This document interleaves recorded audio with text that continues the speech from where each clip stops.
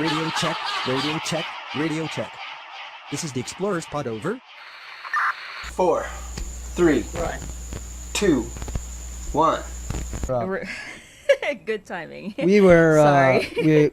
we were on a prepaid plan here, and this morning, it's this morning, it's just after midnight here, and we couldn't get the Wi-Fi to load. And we're stressing because we're like, man, this show's going to go 5 minutes and it's going to shut down. But anyway, problem solved. We've got it sorted out now. All right. So all's good. Now I can focus. Well done. Perfect timing. Okay. Well done, team. It's like a race. I love it. I love it. Every second is an adventure. 100%. Okay. Here we go. We're rolling. Action. Let's do it. Okay. You're up. All right, George. Welcome. It's really nice to meet you, and thank you for gracing our show. We're very excited to have you. And when you said yes, we were like, Todd and I was like, excellent. We have some really awesome people like George in our show. So, welcome. And for our audience, George, give us a little bit of a background about yourself. Well, Todd and Janet, firstly, it's an absolute pleasure to be here. I even put on a special jumper to celebrate the occasion. It's 4 o'clock here in the UK, and it's just past midnight with you guys over there in the Philippines. So I thought if I wore a jazzy jumper, at least you might you might stay awake watching or looking at my rather peculiar jumper, which in itself I bought whilst on an adventure, on an expedition or in some part of the world. But as a way of a short introduction to myself, my name is George Bullard. I'm a world record breaking explorer. I've spent the last 14 years really doing expeditions all over the globe.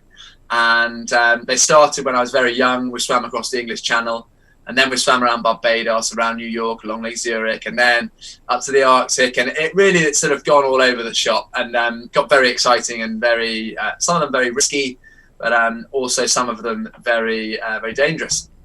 And my key mission in life now is to rewild humans. I believe strongly that every single one of us have become detached in some way from our planet, and I think that through the outdoors we can change lives. Every single one of us can be changed by spending a little more time outdoors. So that's me, that's my mission, and I'm delighted to be here with both of you today, so thank you for asking me.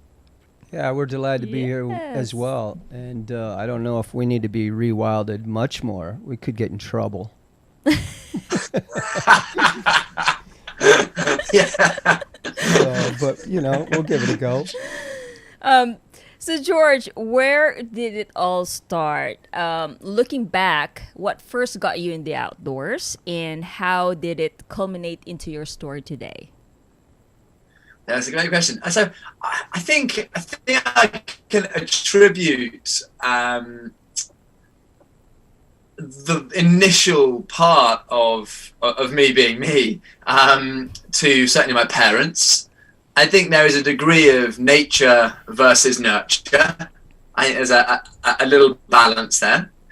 And my parents certainly brought me up with a toolbox of always saying yes.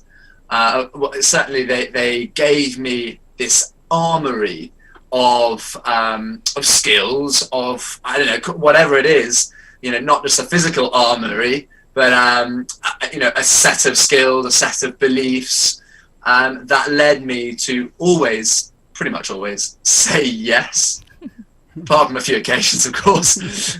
And so they certainly brought me up under that auspice, under that pretense.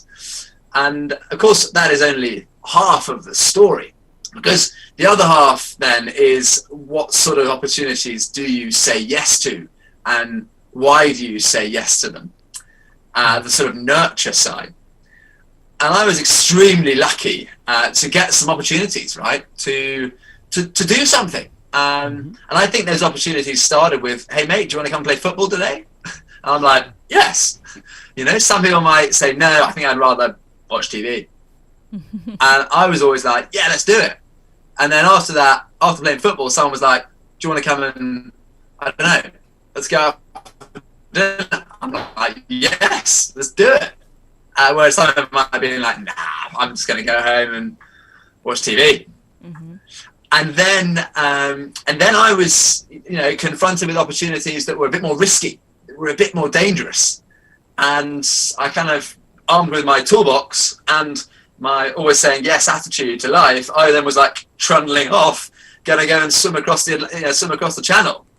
More people have climbed Mount Everest than have swum across the English Channel. So it's a pretty, you know, it's a significant feat. 22 miles of swimming. It's freezing. It's obviously the North Sea. It's not particularly pleasant, and presents a real barrier. And so that's kind of where it all started.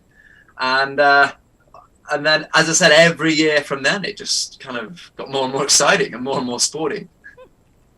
Wow, it's pretty incredible. We've got a lot to talk about, a lot of questions today. You have such a long story and quite diverse. So I really want to start with the English Channel. It's quite impressive that you started at such a young age, at quite a huge accomplishment. And before we get started, I want to play a quick clip.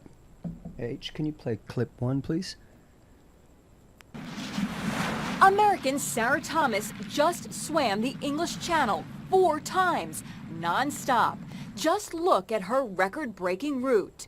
From England to France, back to England, then back to France, and finally back to England non-stop. She spent 54 hours in the water before coming ashore exhausted but triumphant.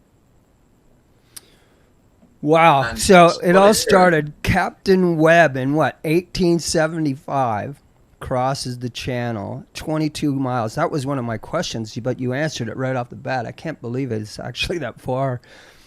And now you get, you know, I think that was a year ago or so, Sarah Thomas, 4 freaking times, man. Anyway, you were 14 years old, though. It come a long way since 1875. Man, Sarah Thomas, I mean, what a hero. I was like following her every step of every stroke of the way, you know. Yeah. And it was truly phenomenal. I'm not sure what possessed her to get back in when she reached France, let alone to do that twice more. Yeah, and you know, I don't know if you saw her when she got out of the water, and I'm sure even after one time across the channel, you're pretty much done, you know, hard to talk. But she was definitely haggard. She was swollen. Her tongue was swollen. Her throat hurt. She could hardly talk. But pretty impressive. And so what is she doing? She's doing nearly 90 some miles or something, right? But yeah, I mean, phenomenal. Incredible story. But I want to congratulate you for that feat and say, wow, what a great accomplishment to start out at such a young age. Good on you, buddy. Cheers, dude. Oh, here we go. So you got a lot of big swims. You started pretty early. Tell us about the first big swim across the channel. How did it get started? And was it a defining moment for you? I'm curious. Like, I'm guessing that when you do something this grandiose at that age, that sort of sets the stage for the rest of your life. So tell us a little bit about that.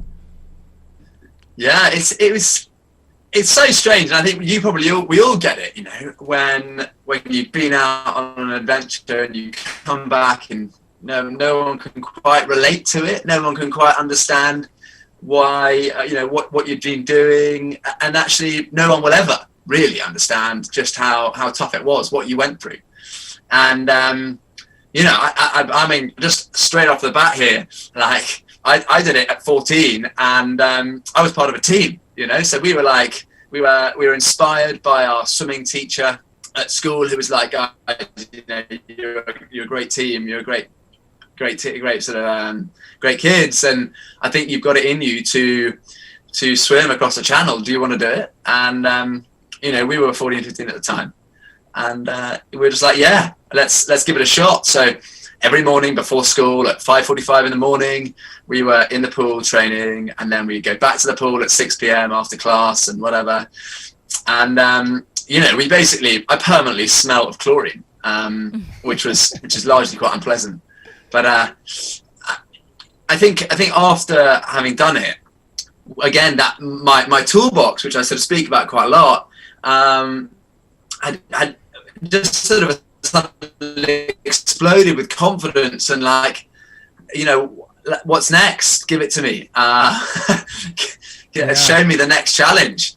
And I think all of these things, and the reason why I keep on going back to do more is I just keep on finding out more about myself.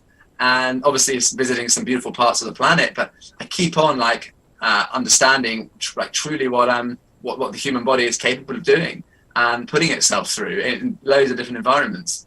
And it's pretty remarkable when you speak about Sarah Thomas and like her swelling tongue. It's just absolutely true. Humans are not designed to live in salt water. Right. Period. Right. And the fact that she covered 90 miles and was still able to walk out of the sea was pretty remarkable, because your sense of balance is completely gone. Sure, Even during our training sessions in Dover Harbour, we wouldn't be able to walk. We'd get out, and we were like kids. I was skin and bone. Mm-hmm. I was cold, and I'd commando crawl up the beach trying to get to my sleeping bag to get myself in it. So all of these things, that some of them aren't as successful as others, and I just constantly find it fascinating. One, why I say yes, and why others might say no, but also the experiences that you have when you're there. I think these are just truly extraordinary opportunities, and I'm very grateful to have ever had them. Yeah, Wow. Pretty cool. Pretty cool to have a teacher like that as well. Pretty outgoing, and to have parents who actually sign you off on that big adventure is pretty special as well. Wow. Either that, or they just couldn't wait to get rid of me. Take him. Yeah. Swim the English Good luck, Channel. son. George, later you went on to swimming and circumnavigate Barbados and New York's Manhattan Island, and later on swim the length of Lake Zurich. Out of those, which is the hardest and which one was the most memorable, and why? That's a great question. I think the hardest for sure was Barbados, Okay. mainly because it was the longest, but also you're swimming in the Atlantic Ocean, and it's a beast. It's an absolute beast. We were wearing full stinger suits, and obviously because there are Portuguese men of war, big jellyfish there, and it's sort of got huge tentacles that sit in the water, and then just the sheer distance of it. Now, I don't know what you've read or how much research you've done, but that particular journey wasn't an outright success. We set out to swim around the island of Barbados. That was our mission. But we were checking the weather forecast, and we swam around the south eastern side of the island, which you may be familiar with Barbados, but it's quite rough, not so rough. It's a little bit rough. But then as soon as you get onto the Atlantic side of the island, which is basically the eastern side, it really gets pretty rough. And there is on that peninsula is a reef where a bigger boat can't come inside of because it's too shallow. Mm-hmm. But it's quite significant in terms of being, if we had to swim around the outside of it, it would be a lot further. So we really wanted to swim around the inside of it. And at that point, the small boat, so there's a big boat outside the reef and a small boat inside the reef, which was accompanying the swimmer. And at that point, when we started to come around the corner and just the waves got bigger and bigger, and the outboard engine came off the back of the support boat, the support boat that was with the swimmer, we were like, hang on a minute. I think we might have walked into a big fat storm here. So we stopped there, pulled everyone out of the water, and the following morning got back in and basically swam the entire west side of the island all together. So this journey was going to be a relay as well. So we were 15 this time, or 16. And so we get it, one person would swim and then the next person would swim. And because we then all got in and swam the south side of the island, you know, we swam quite a significant distance. But, you know, it's not a success. It wasn't a success story. Sure. But equally, it was such a huge learning curve for each of us. I think each of us took away something from that attempt to swim around the island of Barbados that we will cherish forever. For me, I certainly took away from it the fact that I got so much more congratulations for trying than I would have done if I'd thought about it and then not tried. And I knew in myself that we tried our hardest. We trained our hardest, and in the window that we gave ourselves, it just wasn't possible. And so I can always be totally happy in myself that I've given it 150% and it wasn't right. So those are, like, for me, that was the key takeaway, and maybe some takeaway for someone listening today, that actually just trying is the key. And if you try your hardest, then you can always be satisfied with the result. Good on you. Congratulations. I think you have, in a way, answered my next question, which is, what is the most important lesson you can give to someone interested in long-distance swimming? No. There's loads more lessons. No. Okay. I'm not dodging that It's question. I'm not dodging it. I think the most important, on sort of more amusing side, when you're swimming in the sea for a long time, the best thing to have when you get out of the sea is a pear drop. There you go. You heard it here first. So that pear drops, they're little sweets, and it's basically an ester, which takes the saltiness out of your mouth. It's a good one. It's a good one. Good piece of advice there. Okay. But on a more serious note, the best piece of advice that I can give to someone is to start. Is to give it everything you've got to get to that start line, and don't be afraid of saying yes. I think that's another important lesson, that you may not think that you're able to do something, but of course you'll never know unless you try. So that would be, for me, another important lesson which I'd like to share with you guys today is just start. Just start. Don't stop thinking about it. Keep it really simple and just start. You know, obviously do it safely. Yeah, I think very well said. You know, you just have to try. Good advice. Yeah. Yeah. Keep going. Go for it. George, you know what? I was pretty lucky as well. My parents gave me quite an extraordinary toolbox, and I'm very grateful for that as well, and has brought me on a lot of great journeys in my life.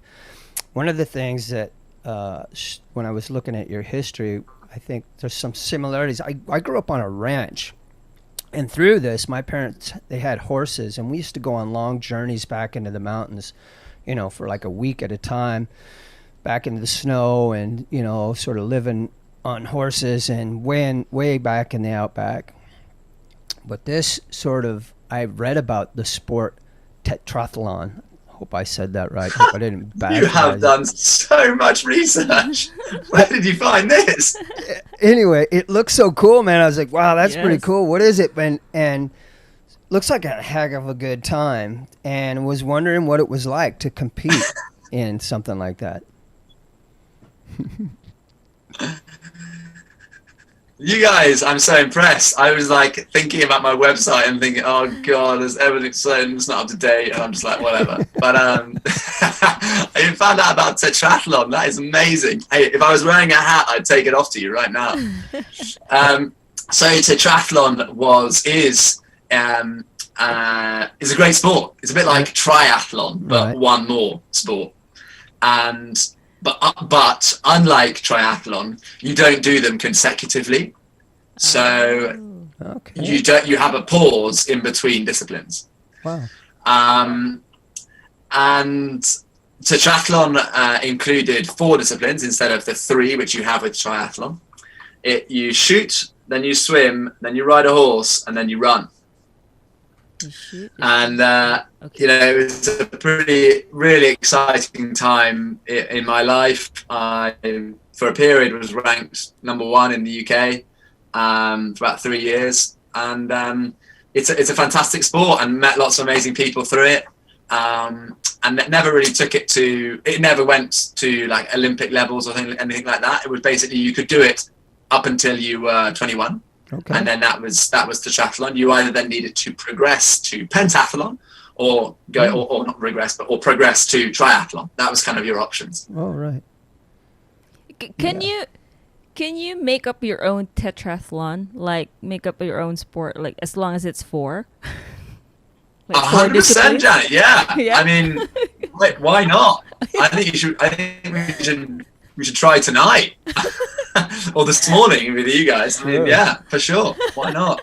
Like darts and something else, you know? No, because when we were reading about it's like tetrathlons, like okay, I kind of like I'm familiar with duathlon and triathlon, right? So anyway, it's just the prefix, like dua is 2, tri is 3, tetra is 4. So but it's very different disciplines, and what's interesting about this is there's a horse riding. So you know, it's not really very familiar here in the Philippines, but so I'm assuming you should do the shooting first, because you have to, you know, I think you have to be very calm, right, to have a Yeah, good how does aim. that lay out? How does that lay Yeah. out? Is there you know, a way it lays out, like what goes first, what goes second? Because when you do look it up, that's exactly what it is. It's horses, it's shooting, swimming. No, shooting first. Oh, so it does lay out like Yeah. that. Oh, okay. Yeah. Okay, Yeah, let so the man you explain. You shoot first, and that is a bit like, it's a target which you're shooting, and it's with a pistol, and you're shooting from 10 meters, and you're shooting with one hand. So you'd stand with your gun in your right hand normally and shoot like this, okay, Right. lifting up your arm and looking along it, okay? Wow. And that would be how you do it. It would be an air pistol, quite weird, Okay. quite unique. Yep. And then you go from that discipline, and you have how do you do it? We had 10 shots. I've got to remember now. We had 10 shots. They were all timed, so you had 3 seconds, I think, to take your shot. So there would be an instructor, an adjudicator in the room, and there would be maybe like 10 competitors at the table shooting. And the commands would be, are you ready, watch, and shoot? And at this point, the targets are like this to you when the adjudicator says watch and shoot. And at any point, the targets turn 90 degrees for 3 seconds to face you. 1, 2, 3. And they turn back. Cool. And in those 3 seconds, you need to get your shot off. And Okay. if you don't, then you miss it, obviously. Missed it. Yeah. Oh. So that's shooting. And you have 10 shots, and I guess it helps towards your score, so you've got to hit the bullseye. And then those get changed and counted and taken away. And then the swim, again, the swim was quite unique, actually. All of these swims were quite unique. We had to literally, super simple, swim as far as you can in 4 minutes, as many lengths of the pool as you can in 4 minutes, which basically is code for go and have a really crap time in a swimming pool for 4 minutes. Oh, just okay. And so you literally dive in, on your marks, get set, go, and you know, one person per lane, and you swim as far as you can in 4 minutes. And then the riding, you would get on a horse, and there would be a set course, often a cross-country course, and it's at the top level of Tetrathlon. It is equivalent to like a 2-star eventing. I don't know whether you guys are familiar with eventing, but it's a pretty like ubiquitous event. It's all, I think it's global. They have it in the Olympics, but 2-star, the fences are probably about 4 foot high. Yeah. and they're big and solid, and all the fences are very different and quite technical. Some very narrow ones, some like quite wide ones, but where it's called a corner fence. So you've got to jump over a corner, jumping the backs of cars that have been slightly sunk into the ground, big drops, water jumps. Cool. So you're kind of riding into water, jumping a fence in the water, and then jumping a boat out or something. But that was pretty exciting, and certainly sorted out a lot of people, because the riding as a discipline is so different to the rest of them and takes a lot of training. Yeah, I bet. And then the run for blokes, I think it was a 3 kilometer run. So you had to run 3 kilometers as fast as you can. All right. Okay. Cool. I have 2 more questions about this tetrathlon. Is the horse your own horse, or they provide another horse? The horse is my own horse. Okay. When you get to pentathlon, that is when the horses get provided. Oh, okay. That's a bit challenging, eh? Because you don't know the horse. Is that how it is? Yeah. Okay. Can it jump? Yeah. Can't run. Okay. Last question is like, this tetrathlon is, you're gonna do everything by yourself. Like, there's a transition. Yeah, you do everything by yourself. Everything by yourself. Okay. Yeah. So you shoot and then you change. But there's a longer pause between the disciplines. Okay. So it's not like a triathlon transition where you like go into transition, take off your wetsuit, put on your cycling kit, and go. Yeah. It's like, okay, shooting's done. I'm swimming at 12 o'clock today. I've got 3 hours. Great. See you at the pool. Sort of thing. So it's a bit more segregated. Okay. Now, okay. I understand. Oh, now I understand. Thank you. Okay. All right. So, going further away from Tetrathlon, we're going to go to Greenland polar crossing. In 2008, George, at the age of just 19, you embarked on an expedition with Alex Hibbert to break the world record for the longest unsupported journey in the polar region. What were your reasons? How did you come up with your crossing of the Greenland ice cap? Well, I hadn't met Alex before, and I was giving a talk in the Royal Geographical Society in London, and Alex comes up to me and he says, "I've got this idea. What do you think?" And at that point, again, armed with my toolbox, I said, "Yes, let's try." And there was obviously pretty inherent risks, like you might never see your friends and family again, and all of these things were largely unapparent to me as a 19-year-old. Sure. And we chose Greenland because it's much cheaper. We wanted to make a bit of a statement that going to Antarctica, going to the South Pole, or indeed the North Pole, is largely pretty pointless. You can still have a full polar experience in Greenland, and as you know, Greenland's a significant ice cap. Mm-hmm.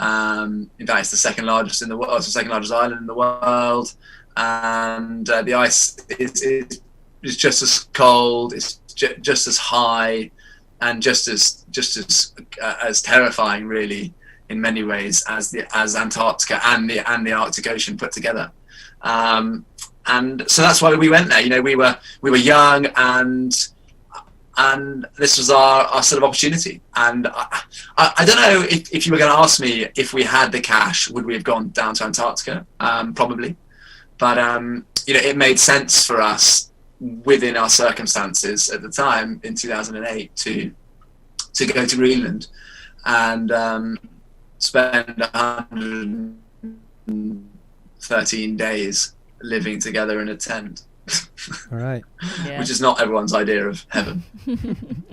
Yeah, George, so I totally get it on the cost thing. I was reading about, I've been doing a lot of reading lately on polar exploration. We've got Eric Larson coming on the show here shortly in the next few weeks. But anyway, Nice. Yeah, this should be pretty cool. And actually, he was supposed to be on last week, but he caught a cold. So, but I was reading that, so his North Pole expeditions, which just blew my mind, flying into, what's it called, Ellesmere Island? Yeah. Was like $42,000 to get there. That's the ticket in, and the ticket out was $100,000. It blew my mind. Janet, I don't know, you might know her story. She traversed Everest. She traversed from China to the summit and back down to Nepal. And so she had to buy 2 permits, and the whole expedition, which meant 2 support teams, one on the north side and one on the south side. So it was pretty pricey expedition for her and her team. But when I heard about nothing compared to the North Pole, man. Very expensive. Yeah, it's ludicrous. And I think a lot of people go there. Obviously, not a lot of people, not Eric, of course, but a lot of people go there. They spend £30,000 to fly, even more, probably even £100,000 to fly to the North Pole, have a glass of champagne at the North Pole, and fly out 15 minutes later. And I think that's a pretty inexcusable thing to do. Sure. Nowadays. And of course, if you can get there by sustainable means, walking, drifting, or whatever, then I think that's a sort of amazing thing to do, amazing feat, because it is a truly remarkable environment. Yeah. And that's really why we decided to go to Greenland. Part of the reason we decided, it was just much easier. So let's get stuck into it a little bit. Tell us how that crossing was done. I read a little bit about it and sort of understood you laid some depots along the way. And how did you lay everything out? How was it done? Tell us a little bit about that trip. So you just broke up a little bit there. Can you? I got to tell us a little bit about laying the depots. I mean, is there anything else you wanted me to elaborate on? Yeah, just sort of how is that trip done logistically? Did you go both ways? That's kind of how I understood it. You went to one side, and then did you come back exactly on the route that you laid your stashes of food? Yeah, exactly. So we wanted to do quite a traditional polar expedition, in the fact that we would start at point A, go into the middle, or go somewhere and come back to point A, and sort of how all the sort of real pioneers of the polar adventure, polar exploration did it. Shackleton and Scott, they got dropped off on a boat, they went into the middle and then came back out to the boat and then went home. That was the plan anyway. So we did exactly the same as what they did.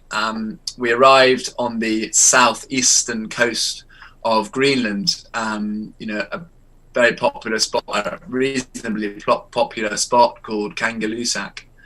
And no, that's a total lie, called Kulusuk. And at Kulusuk, we literally got dropped off at the edge of the ice. And we got dropped off by a helicopter, so we chartered a helicopter for 15 minutes max, which dropped us off the edge of the ice. I mean, at this point, I'd never walked on ice, on an ice cap. I had no idea what it felt like. Oh my God. I was scared to get off the helicopter because I thought that there was crevasses beneath us. I had no idea. I'd never also skied like that, never pulled a sledge. That's impressive. So there was lots of firsts on that day, but whatever, we made it. And we then skied 700 miles across the Greenland ice cap to the sort of northwestern corner, laying, as you correctly state, food depots along the way, which served 2 purposes.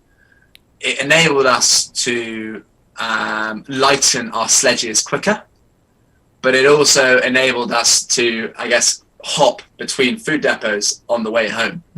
So it was quite nerve-wracking on day 45 when you realize just how important your food is, that you dig a hole,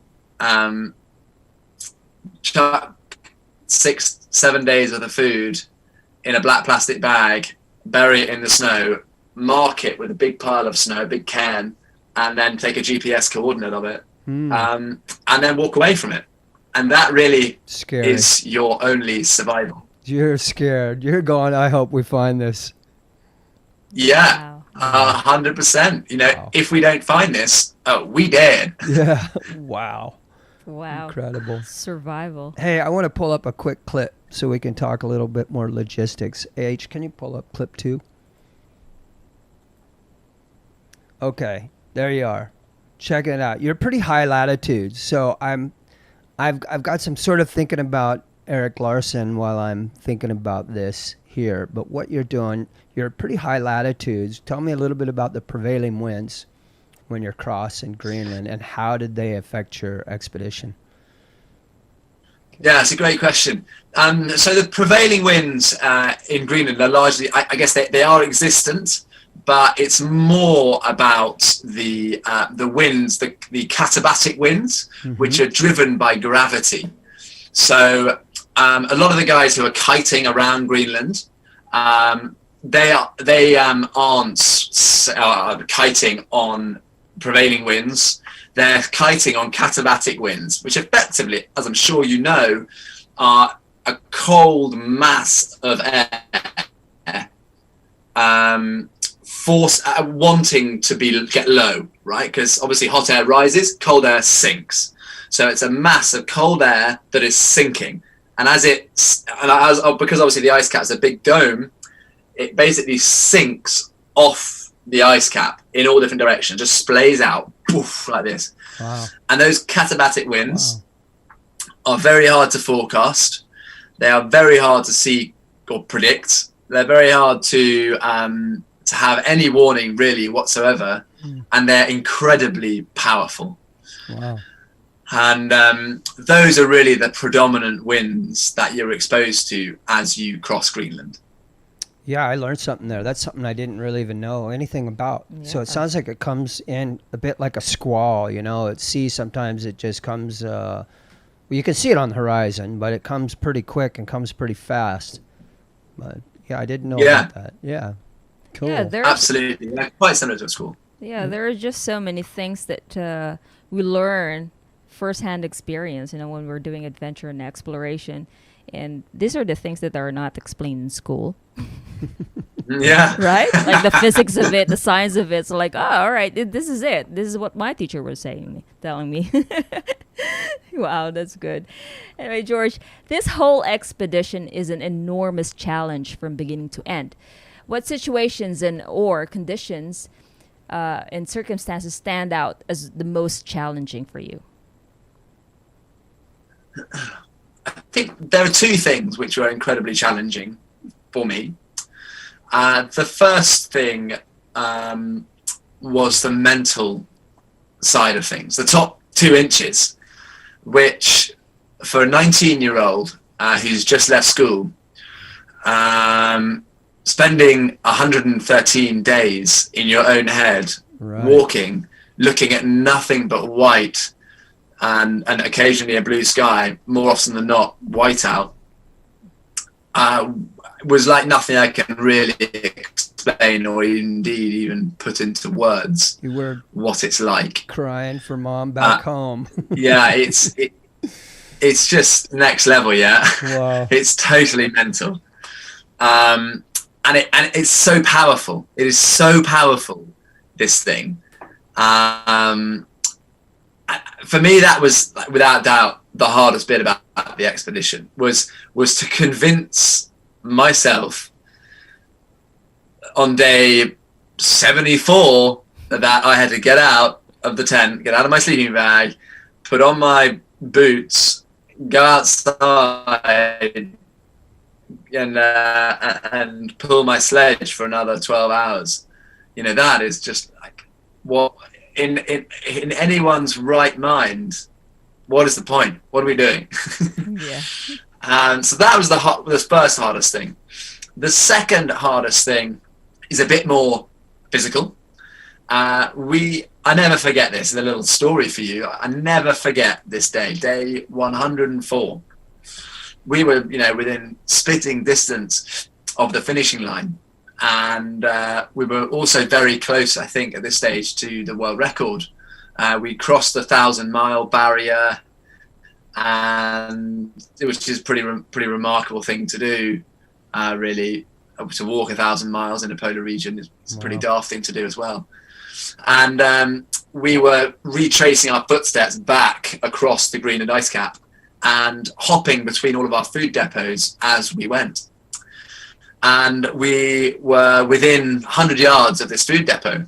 And normally at this stage, we can sort of see like a faint evidence that we'd been there, like a faint like remnants of the snow cairn that we built. Something which really stands out on the horizon, you know, a big pile of snow or like a glinting thing which stands out is normally our point. And you're like, I was like terrifying. I was terrified looking for this. I was like, oh my God, where is it? Where is it? Where is it? And we found all the other depots. So I was like, nah, it's all good. You know, it's going to be there. And Alex had the GPS in his hand and he just said, stop. We arrived and there was nothing. There was no evidence that humans had ever been there. Wow. And no evidence of our food. Wow. So really, at that point, this expedition then became more about survival, more about rationing, more about, falling over the finish line rather than walking through the finishing line. We probably had another 300 miles to walk. I'm guessing. I can't really remember. I should probably know these facts. Oh my God. We still had a long way to walk, and we'd just run out of food. And we were probing. So I spent like 5 minutes probing with a tent pole, just trying to find a hard knock, which would be I just walked out 5 meters square and just doof, doof, doof, straight in, straight out.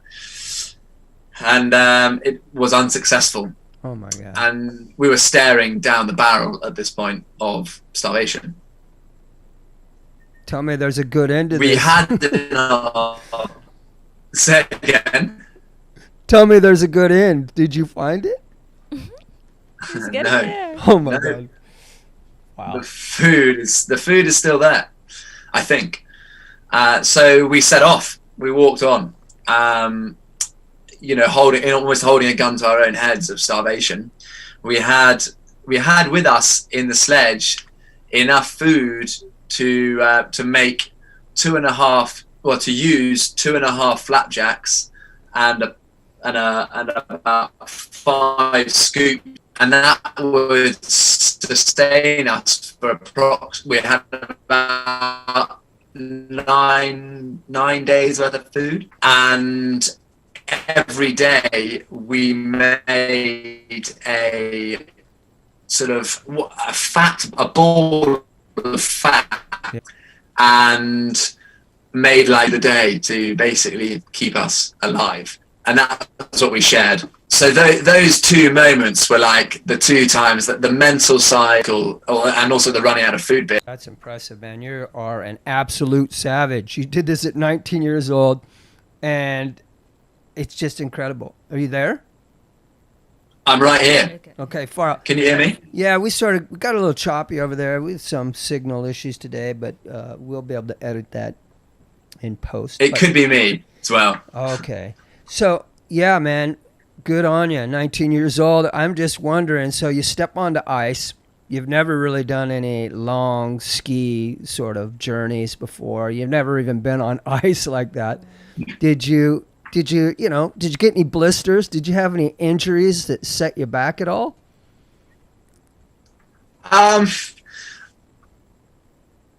Yeah. I mean, heaps of blisters. I can't really remember those though. This is now 12 years ago, and or 11 years ago. Fairly injury free. What about frostbite? Did you have any issues there? I mean, obviously it's super cold. Our biggest problem that we hadn't really realized, because we were young, really, we hadn't taken into account the skin, which is just exposed to that cold consistently. And I got really bad windburn. So the temperatures weren't ridiculous. They certainly weren't what they were last winter in Canada, but it was like -4 42 air temperature. Wow. And we were camping. But you know, in Greenland, we were probably camping in like -10, -15, Okay. -20. Yeah. You know, somewhere in that region. Nothing really too. And actually, because the sun is in the sky, you know, when you put your tent up, your tent becomes a greenhouse and it's warm inside.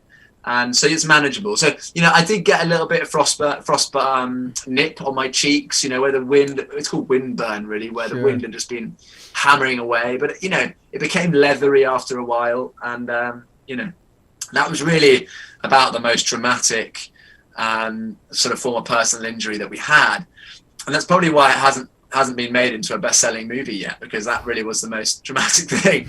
But we had a few broken skis too. So Alex's left ski snapped in half, and we had to like patch it together and crack on. Wow. But between the ski and the food was really kind of the most exciting part of the journey. Yeah, nice way to put it. Exciting part. The food. I think you could make a movie out of that 5 minutes right there. Or whatever the day, that one day sounds scary to me. Yeah, it's scary, really. So, what did your camp life look like? How important were rest and sleep? And tell us about what was a typical day look like for you. A typical day on the ice, as I mentioned before, is incredibly mundane. It was incredibly boring, basically. We lived our lives by the clock, by our watch. We chose not to set ourselves distance goals. So we chose not, on purpose, we chose not to say, okay, tomorrow I want to be here, and 2 weeks' time I want to be there. You know, we chose not to do that on purpose. We chose to live by the clock. And so, you know, we'd get up and have breakfast. Breakfast was a freeze-dried meal with a bit of ghee butter. So ghee is the most calorific thing you can eat. It's 880 calories per 100 grams, which is insane amount of calories to pack into, you know, 100 grams, which is effectively the size of my mouse, you know. Cool.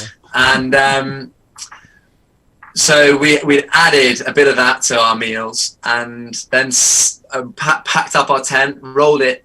It was a big tunnel tent. And what a tunnel tent means is obviously it's a tunnel with closed ends, and it's very good in high winds. What it means is that you can take the poles, untension the poles, and then so you untension the poles, the thing lies flat, and then you can just simply roll it over itself, and it just turns into a big sausage with all the poles are still threaded because they all go across the tunnel like this. Nice. Okay. And so when you detension the poles, they just lay flat on the floor and you just roll them all up. Oh, wow. And so we rolled up the tent. We did 8 sessions, roughly, give or take, 8 skiing, with a 5-minute break in between them. And that basically was in our day in its entirety. And the only thing that stopped us, unforeseen circumstances. And in the evening, we had hot chocolate. We ate 4 flapjacks, 1 pack of Nobby's nuts, and 1 chocolate bar, and that was our entire day's rations, which equated to 5,581 calories a day. Wow. Hey, so George, how many polar expeditions have you been on now so far? Have you done more after that? Because I have read you've been doing some stuff on this dark ice project, but how many polar expeditions now have you done? I probably so I went down to Antarctica the year before, the Greenland one. So that's down there, and then I've been, I guess, up into the Arctic regions probably another 4 or 5 times. You know, living in cold climates, but I've never been onto the Arctic Ocean itself, and I've never been to the North Pole itself. So I'm, you know, largely quite unexperienced up in the high Arctic, but I guess spent quite a long time in the Arctic region, which, you know, above 66 degrees north. Well, obviously you're pretty versed. You probably know a lot about the Arctic. You just haven't been there. What do you think, in comparison, like a ski crossing to the North Pole?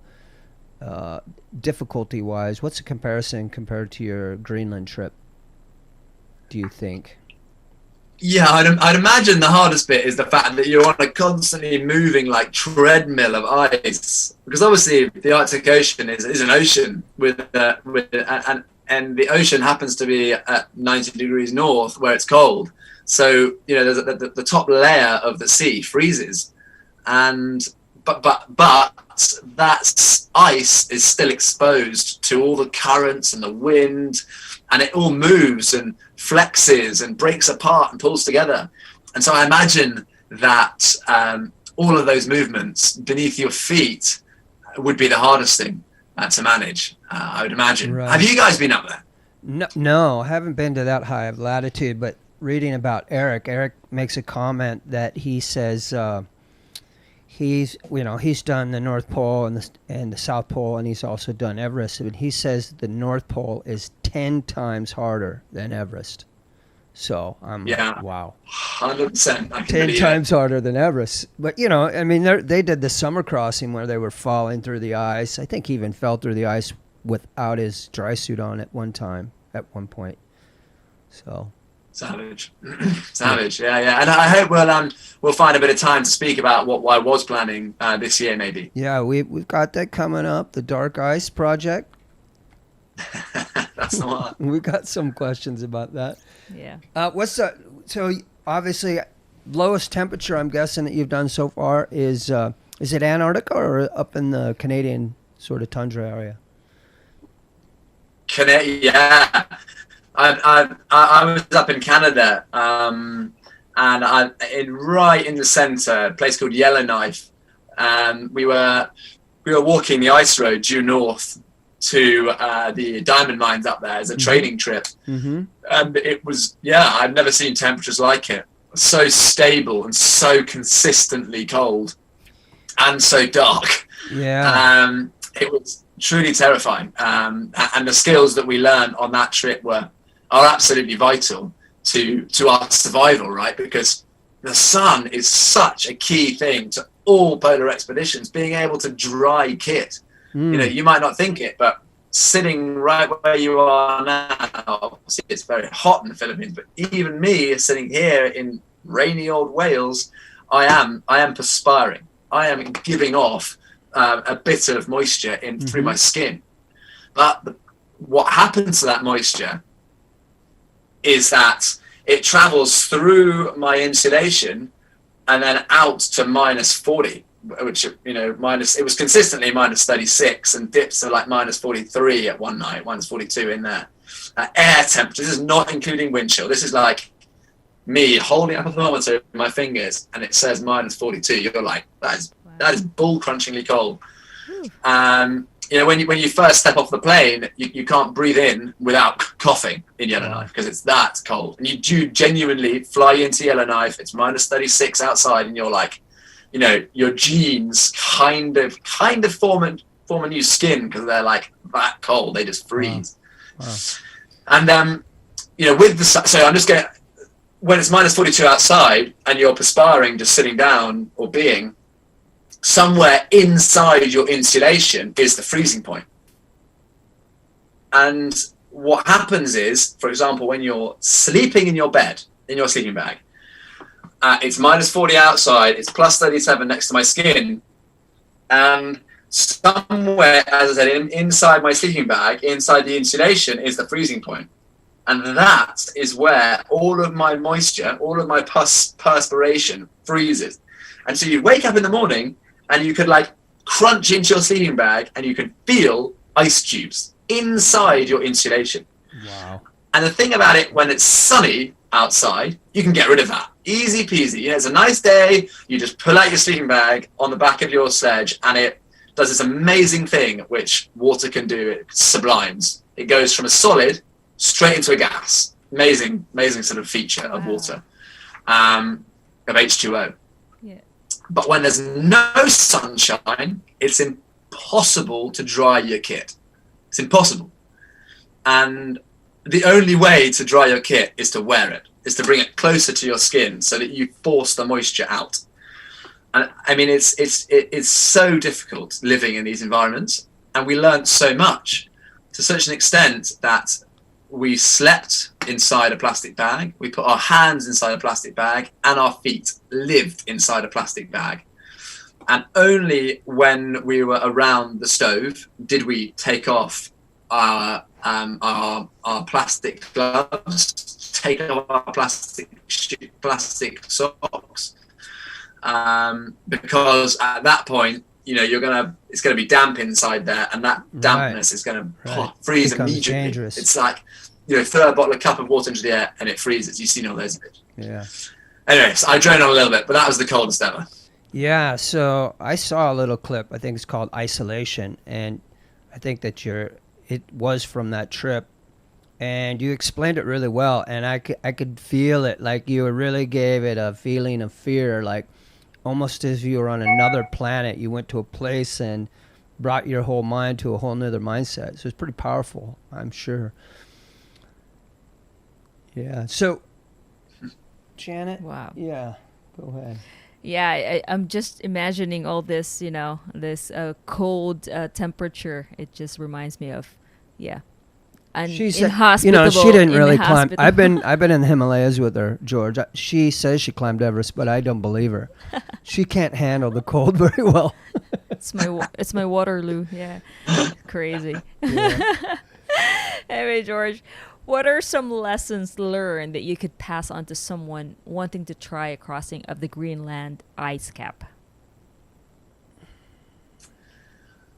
I think, how do I make this memorable and unique? Crossing the Greenland ice cap is an incredible, gives you an incredible insight into what life is like in a polar region. There's a very safe crossing between Kangerlussuaq on the west coast and Kulusuk on the east coast, and I did this crossing in 2014, and it's a phenomenal crossing. I can't remember the figures now, but it's approximately 2 weeks on the ice. It's a great sort of experience for someone who wants to immerse himself in true polar adventure, to see whether they're cut out for it. Right. That are cut out for the bigger stuff. Mm-hmm. And it's very accessible. So, for anyone who's looking or thinking about doing an adventure across Greenland, doing that crossing from Kangerlussuaq to Kulusuk is a perfect one to cut your teeth on. But yeah, it's a beautiful thing, and I think that if you're looking to do it, you should do it. Cool. Yeah. Hey, Wow. while we're here, I was going to let's talk about the Dark Ice Project. Yes. Give us a brief on what's happening there. It looks to me like that concept started years ago and has took off and then has restarted again, but I'm not sure. Just one, give us a brief history and where's it going? What's the future of the Dark? What is it and what's its future? Nice. So the Dark Ice Project, I don't know whether you might have seen that Alex Hibbert is involved in the Dark Ice Project, and he has been trying to do it now, trying to do this Dark Ice Project for about 6 years, Mm-hmm. and I know probably more than that, nearly 8 years, I think. I think And 2014, 4 years ago, I read something. Something started in 2014, I think. Quite some time ago. Yeah. Yeah. So quite some time ago.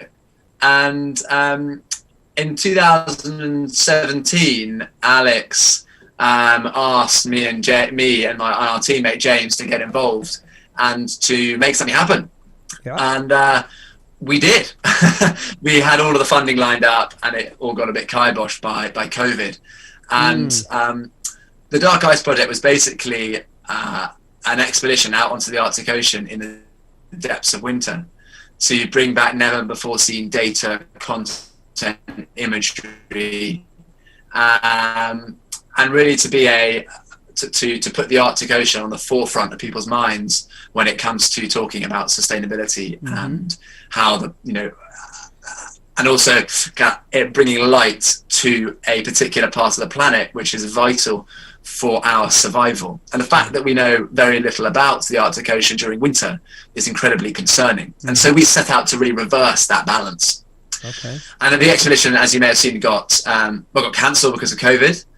And I'm now no longer involved in the Dark Ice project in itself. So now Alex is looking at owns the IP to that.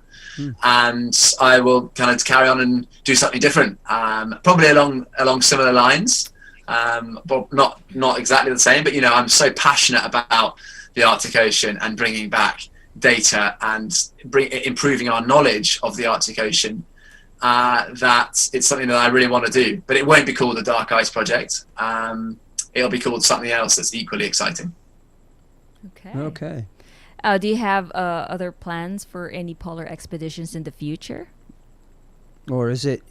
Yeah, Okay, go ahead. Yeah, you go, Todd. What were you about to say? Yeah. So I think, yeah. Do you have any plans for an expedition in the future, or a polar expedition, like she said, or is it really focused on something that's like that, like a Dark Ice project? What's up? Yeah, I mean, I've got heaps of adventures in the pipeline. Some of them are a little shorter and a little smaller up in the polar regions, but others are a lot bigger and a lot more exciting. 2021 for me is hopefully going to be better than 2020. All of us. There is no big. I don't have any big polar expeditions planned for 2021, but I have lots of expeditions and lots of adventures planned for 2021. And I'm currently talking to a Royal Navy boat, and hopefully that will allow me and a team to get up to the Arctic. Okay. So that may happen at relatively short notice, and I think I'm totally equipped now with partners and brands who are interested in being aligned with this sort of thing, that I think we could activate it reasonably short order. So not long after your Greenland crossing, I'm not sure, maybe a few months. It seemed like a few months later you made it down to South Georgia. How did that adventure come about? What did it entail? How did you get there? Yeah, I mean, so that was actually before Greenland. I was down in South Georgia. That was Christmas 2007. Okay. All right. But we set off. We were going down to South Georgia. It's with an amazing charity, right? And I'm big. I love the idea of getting kids, and I love the idea of getting anyone outside. Right on. And so if I can get like kids outside, I think it's. And if I can persuade kids to drop their mobile phone, I think we're really on to something there. Definitely. And so this expedition was about exactly that. It was all about youth development and leadership skills. We were heading down to the island of South Georgia, which is a sub-Antarctic island in the Southern Ocean. Mm-hmm. And it is without doubt the most beautiful island on the planet I've ever been to. We were going down there to try and find Shackleton's stove. There's a story there. We were going down there to try and find a new species of fern, a new colony of penguins, build a new pier in the Falkland Islands. We were like doing a whole heap of things down there, and it was truly phenomenal. And the reason why it's most phenomenal, I'm going to tell you a little story here. Okay. The reason why it's most phenomenal is this. We got there, we arrived on South Georgia by boat. You can't get to South Georgia by plane. All right. You have to, 2 seconds, my phone just a bit low on batteries. You have to go there by boat. You have to provide your own rescue for yourself before you can get the permit to go there, which in itself means that it's beautiful because there's no one else there, but it's most remarkable because every single bird that lives above the waves and every single seal and I guess land breeding mammal, which lives beneath the waves, goes to South Georgia to breed. And when you arrive there, like, you just crossed weeks of ocean. I was at sea for like 10 days, sailing across the Southern Ocean, the most ferocious ocean on the planet, to get there. And you look out across the boat, look across the ocean from the safety and security of your boat, and you're like, dude, if I wasn't on this boat, my life expectancy would be 3 minutes. If I was swimming, I'd be alive for 3 minutes, then I'd be dead. Right. Like, this is so vast. Yeah. This place is just so huge, the Southern Ocean, and so powerful that it blows my mind.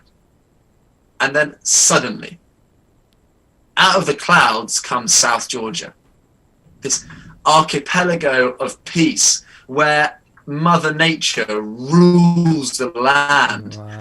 And I turn up as a human being where, in this world, I'm in control, right? We're in control of where our food comes from and our water comes from and where we're sleeping, largely.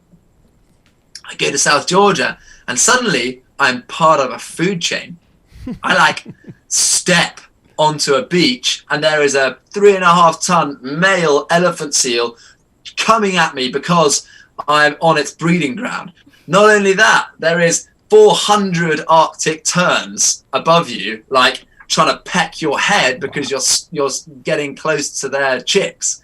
I'm like, dude, you're suddenly part of a food chain, right. And they don't care. That elephant seal, those terns, this fur seal, these penguins who are breeding here, they don't care that you're human. They've never seen a human before. And they're like, get out of my patch or you're what dead. What are you doing here, buddy? So I'm getting it. You sailed there. You're on a sailing. You're on a yacht to get there. Yeah. Far out. How big was that Yeah. boat? Well, how big was that yacht? We were sailing on a boat called Pelagic Australis, and that boat was 50. We actually had 2 boats to get the expedition there. All of us there. One of them was 74 foot long, and one of them was 55 foot long. But not big. These are Right. one mast and a sail. 50 feet is that's not that kind of big. Yeah, kind of it. bigger than my boat, but not that big. Yeah, especially in the Southern Ocean. Not as big as Mike Horn's boat Yeah. out of Pangea. Well, I don't know if you know Todd's No, not history. quite. Todd sailed around the world without an engine for almost 18 years, and mostly by himself. So if somebody knows about boats, he does. Nice. You know what?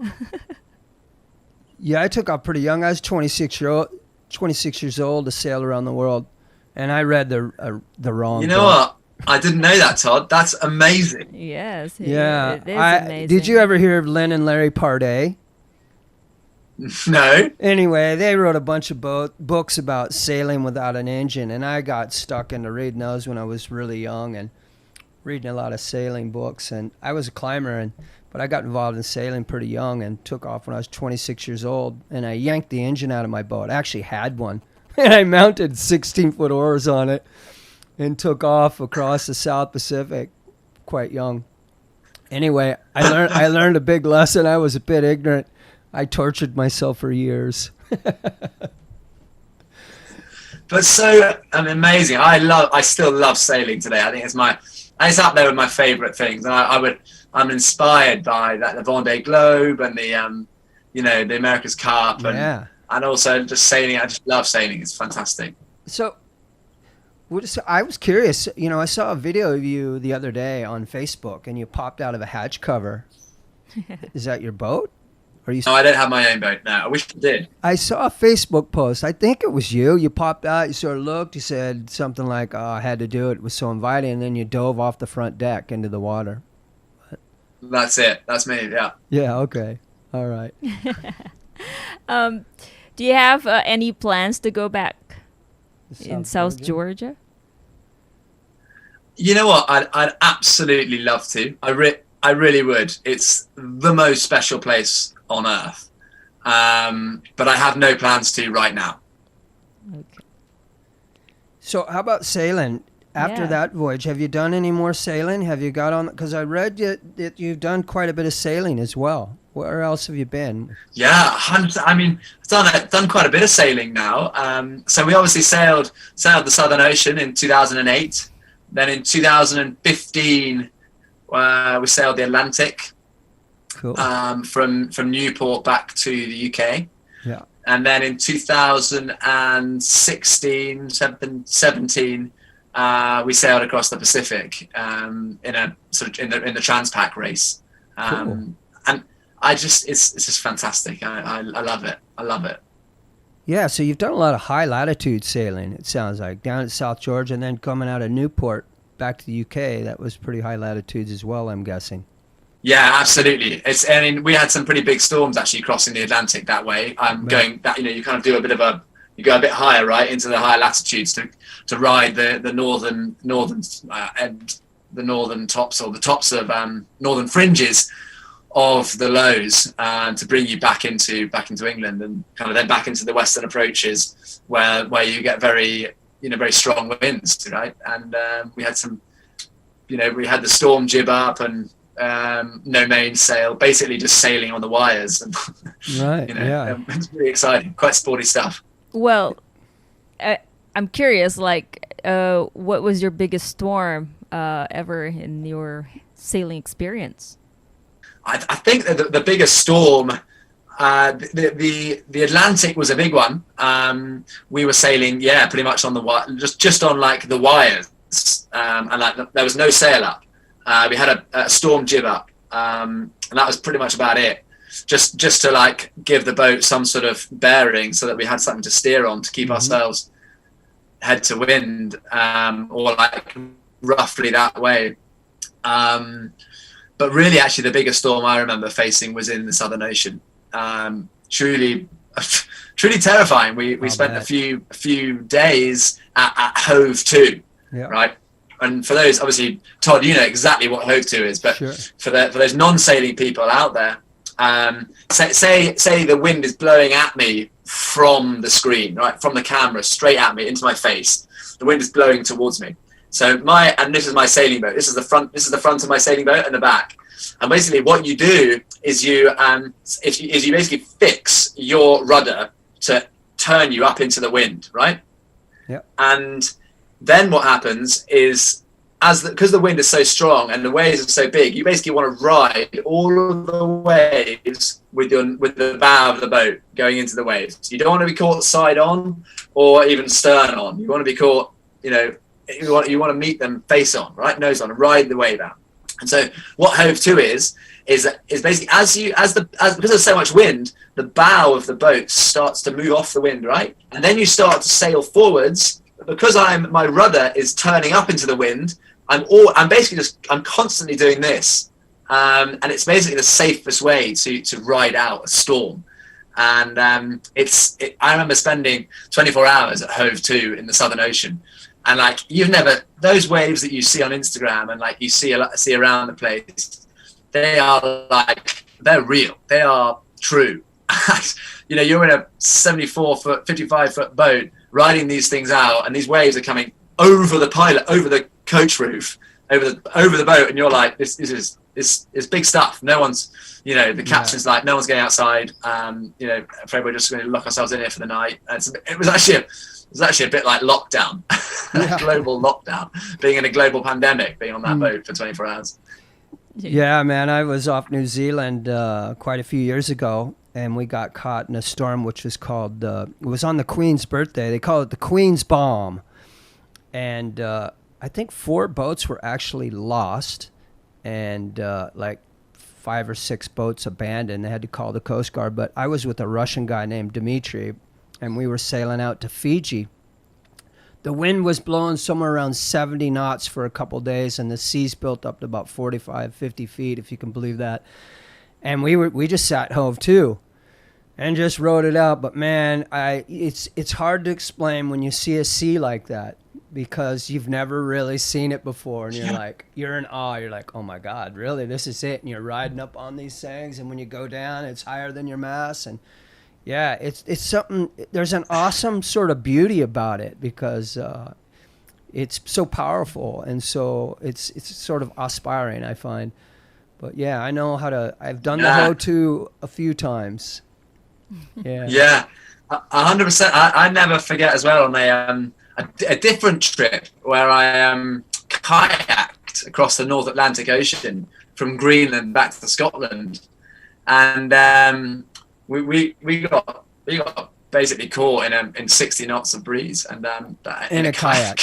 In a kayak. Wow. And that's more terrifying, to be honest. Oh. Yeah, we're just about to get to that story, dude. You're amazing. I can't believe what you pulled off. I don't know how you even thought even trying that one. But anyway, while we're talking about sailing, I had another question for you. We're talking about sailing, bro. Tell us about the gin. Tell us about Bullard's gin. What's its history? And do you carry a flask in your survival kit? Yes, 100%. Yeah. Carrying a flask of Bullard's gin is route one important. It's the key to surviving any storm. In fact, and you wouldn't, in your grab bag on board the boat, you don't need a VHF. You don't need 1 day of food. You just need a bottle of Bullard's gin. Man. Yeah, can you imagine if you actually had to pop open the life raft? I always store a flask, it's in there in my life raft. So if you ever had to pop the life raft open, boom, there you got that last flask of gin. But, yeah. It's a lifesaver, I reckon. Totally. Cool, man. So tell us about it. What's its history? It's been in your family for years, and you're an ambassador. Tell us a little bit about the gin. I'd like to, maybe we could sample it together sometime. That is a great idea. I love it, Todd. Yes. Yeah. So let me take you back a little bit. In 1837, my great-great-great-grandfather founded Bullard's Beer. Okay. And Bullard's Beer became, over the next century, a really big brand in the UK, in Norfolk in particular, in East Anglia. And we then sold that in 1963 to a global brand, or what became a global brand, Diageo.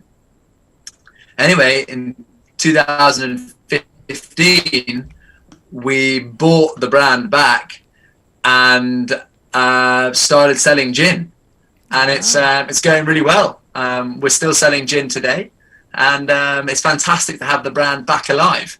The gin itself has won heaps of awards, and it's really delicious, and very proud to be part of it in my own way. Cool. Well, we Philippines have this Ginebra gin as well. It's only what? It's not gin. It's It's not real. Todd would know. Todd would know better, but it's very cheap, and yes, it's quite strong. But I'm pretty sure it's a different one from Bullard's gin. It's not very good. Yeah. So I think it is probably different. Yeah. totally. We'll get you guys to taste some. That'd be Yeah. great, man. Send some on, and or maybe we can get together for a bit of a party someday and test it out in the wilderness while we're rewilding ourselves. Yes, please. That'd be awesome. Hey, so I want to... That'd be awesome. Yeah, man. I'll pull up another clip here. We're going to talk about your kayaking adventure a little bit. I want to pull this up so our audience sort of gets an idea a little bit about this trip. It's pretty fascinating what you did here, and pretty brave. You took on some big stuff. Let's pull up clip. What is that? Clip 3.